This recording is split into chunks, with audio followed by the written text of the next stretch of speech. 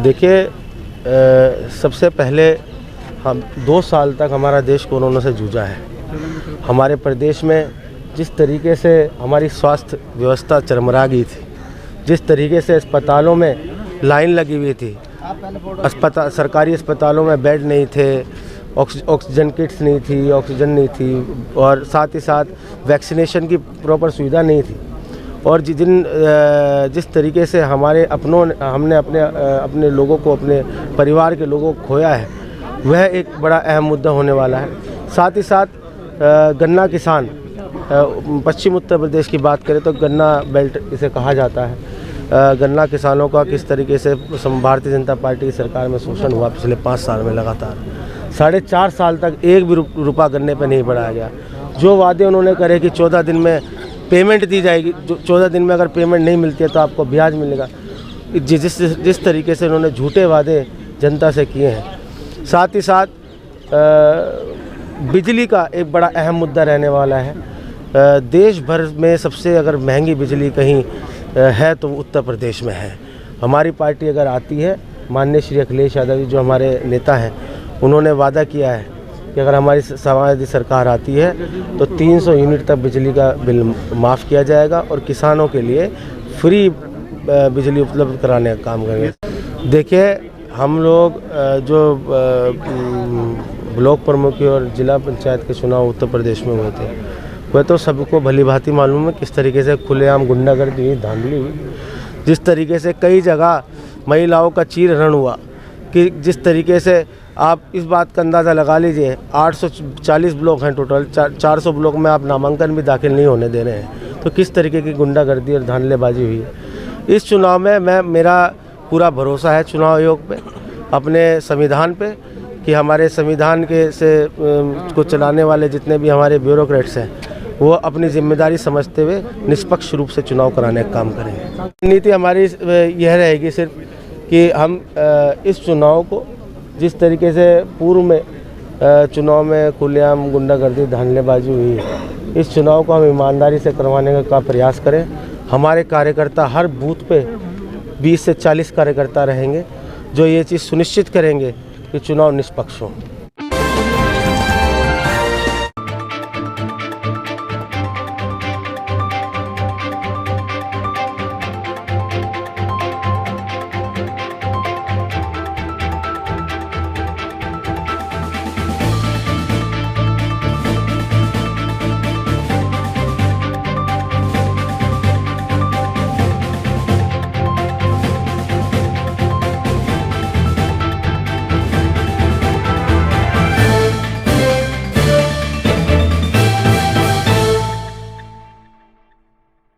आज शेखुल इस्लाम मौलाना सैयद हुसैन अहमद मदनी, जिन्होंने रेशमी रुमाल तहरीक चलाई और देश की आज़ादी में उनका अहम योगदान रहा, आज उन्हीं के परिवार से जनाब बैरिस्टर असदुद्दीन ओवैसी साहब, राष्ट्रीय अध्यक्ष ऑल इंडिया मजलिस इत्तेहादुल मुस्लिमीन के आदेश अनुसार प्रदेश अध्यक्ष हाजी शौकत अली साहब की सहमति से मौलाना असद मदनी साहब के पोते मौलाना महमूद मदनी साहब के भतीजे, पूर्व मंत्री उत्तराखंड सरकार मौलाना मसूद मदनी के बेटे मौलाना उमेर मदनी साहब को आज MIM की सदस्यता दिलाई जाती है। इनको पार्टी में शामिल किया जाता है। जल्द ही शीर्ष नेतृत्व से बात करके देवबंद विधानसभा से प्रत्याशी बनाए जाने की अपील करेंगे और उम्मीद है कि उमेर मदनी साहब को देवबंद से मजलिस के परचम को लेकर के मजलिस का प्रत्याशी बनाएंगे। हमारी पार्टी, पहली तो बात ये, पहली बार चुनाव लड़ रही है, लेकिन बहुत मजबूती के साथ चुनाव लड़ रही है। क्या रणनीति रहेगी चुनाव में? रणनीति हम लोग पूरी तरीके से तैयार हैं, हमारा संगठन तैयार है, हमारे प्रत्याशी तैयार हैं, गठबंधन हमारा हो चुका है। इंशाअल्लाह हम पूरी मजबूती के साथ चुनाव लड़ेंगे उत्तर प्रदेश में। मुद्दे क्या क्या रहेंगे? सबसे पहले तो संविधान बचाओ मुद्दा है भाई, संविधान बचाना है। उसके बाद सारे मुद्दे आएंगे, सुरक्षा, सम्मान, रोजगार, सारी चीज़ें। मैं उमेर अहमद मदनी इल्मी शहर देवबंद से आता हूँ और सन ऑफ मौलाना मसूद मदनी, मेरे दादा हज़रत फ़िदाई मिल्लत मौलाना सैयद असद मदनी, जिन्होंने देश की आज़ादी में हिस्सा लिया और बड़ा योगदान रहा। और हम लोगों का हमेशा से यही रहा कि कौम की खिदमत के लिए हमने हर मैदान में उतर के काम किया और आगे भी इंशाअल्लाह इस MIM प्लेटफॉर्म से हम कौम की खिदमत के लिए ही आए हैं और इसमें आगे आप लोगों का सबका साथ मिल करके इसको जहाँ तक जाएंगे इंशाअल्लाह मजबूती के साथ जाएंगे।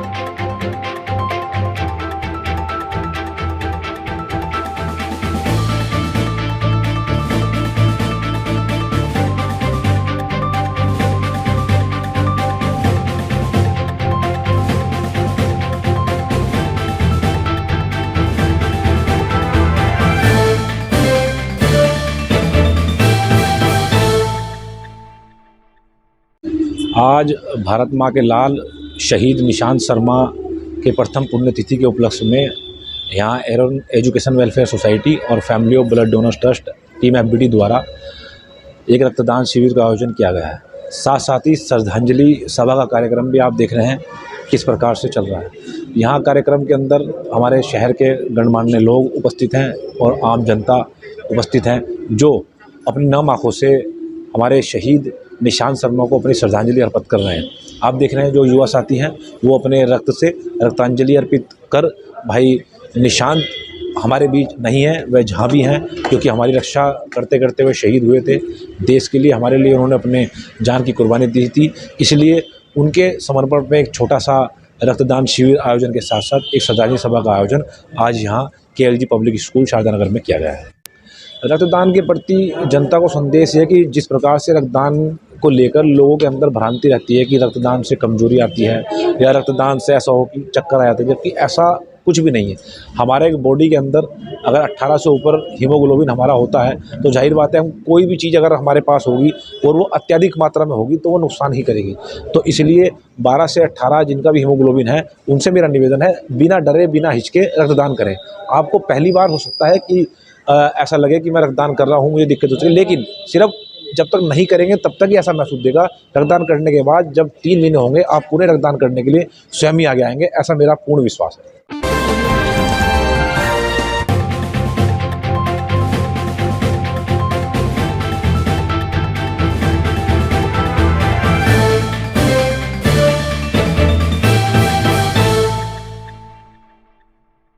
देखिए जनता जो है त्राहिमाम कर रही है, महंगाई चरम सीमा पर है और बेरोजगारी के सारे आंकड़े। उसके अलावा निजीकरण ने जिस तरह से आरक्षण को चौपट कर सरकारी नौकरियों के दरवाजे लोग इस बात को लेकर वोट देने का काम करेंगे कि बाबा साहब भीमराव अम्बेडकर के संविधान को किस तरह से बचाया जा सके। और हाल ही में जो किसानों के 3 कृषि बिल के साथ हाल हुआ है जिसमें किसानों के ऊपर गृह राज्य मंत्री के बेटे ने गाड़ी चढ़ाई है, ये मुख्य एजेंडा रहेगा और इससे लोगों में आक्रोश है और निश्चित रूप से लोकतंत्र में अपने वोट के ताकत के आधार पर इन तमाम कामों को करने वाली भारतीय जनता पार्टी को लोग सबक सिखाने के लिए इंतजार कर रहे हैं। हम बात करें सहारनपुर दंगे का आरोप जिसमें आप नहीं कोई जिस तरफ आप जिक्र कर रहे हैं उन्होंने बाकायदा गुरुद्वारा प्रबंधक कमेटी में उनका स्वागत हुआ, दिल्ली गुरुद्वारा प्रबंधक कमेटी में उनका स्वागत हुआ, उस पूरी समस्या का समाधान उन्होंने कर दिया और तमाम सिख समाज के लोगों ने उन्हें इस बात के लिए आभार प्रकट करते हुए DM SSP की मौजूदगी में उन्हें उनका अभिनंदन किया है और तमाम मुकदमे भी उस समय उनके ऊपर लगे थे, उन तमाम मुकदमों से उन्हें बरी कर दिया गया है। इसलिए अनावश्यक रूप से भारतीय जनता पार्टी को इस तरह के मुद्दे उठाने के अलावा और कोई दूसरा माध्यम नहीं मिल पा रहा।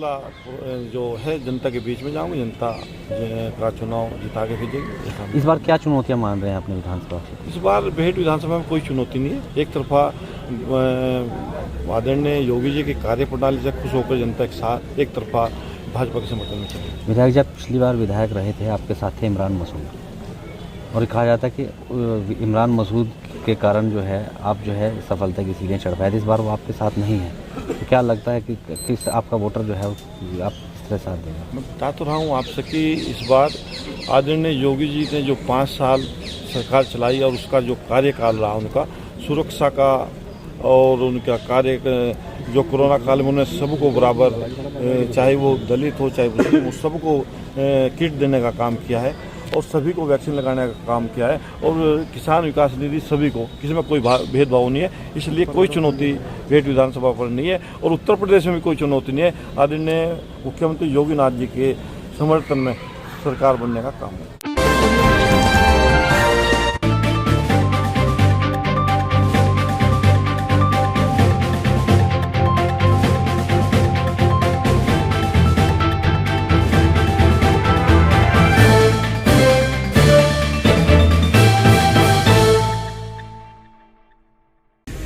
देखा था बड़ों की दुआओं से और नौजवानों के साथ से मैं आज यहाँ पर नामांकन कर आया हूँ और ऊपर वाले से मैं हमारी दुआ है और आप लोगों से भी गुजारिश है कि भाई हमारी यूपी की नंबर 1 सीट है, बेहट विधानसभा है और हम लोग की दुआ है कि 1 नंबर सीट से लेकर 403 तक हम लोग यहाँ पर विजय प्राप्त करें, यहाँ से जीत हम हासिल कर जाएँ और यही हम लोगों की जनता की अपील है और आप लोगों के माध्यम से भी हम लोगों की कोशिश है।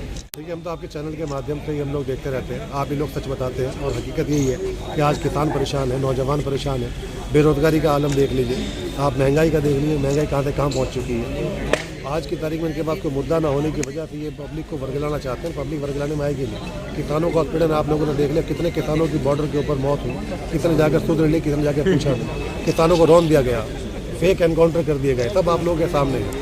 आज जनता जो है इनको हटाकर यहाँ पर समाजवादी पार्टी एक विकल्प के तौर पर समाजवादी पार्टी है, दूसरा कोई विकल्प है जनता के पास नहीं है। सब लोग समाजवादी पार्टी को मजबूत करना चाहते हैं। ऊपर वालों ने चाहे समाजवादी पार्टी बहुत अच्छे वोट से जीत कराई। किससे मुकाबला मान रहे हैं? हमारा बीजेपी के साथ में, पहले हमने उनको जिताया था तो हमारे गठबंधन के प्रत्याशी वो बीजेपी में चले गए, तो हमें उम्मीद है कि पब्लिक जो है इस बात का जवाब देगी और पब्लिक जो है समाजवादी पार्टी के साथ है।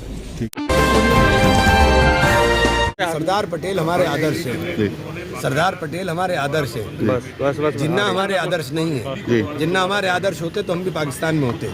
हम जिन्ना को अपना गुनाहगार मानते हैं। जिन्ना ने देश का विभाजन किया, जिन्ना ने देश को तोड़ने का काम किया। जिन्ना की मूर्ति वो लगाएंगे जिन्होंने जिन्ना के साथ मिलकर के सरकारें चलाई। जिन्ना की मूर्ति हम नहीं लगाएंगे, न हमारे बाबा और अजदाद ने जिन्ना का समर्थन करने का काम किया।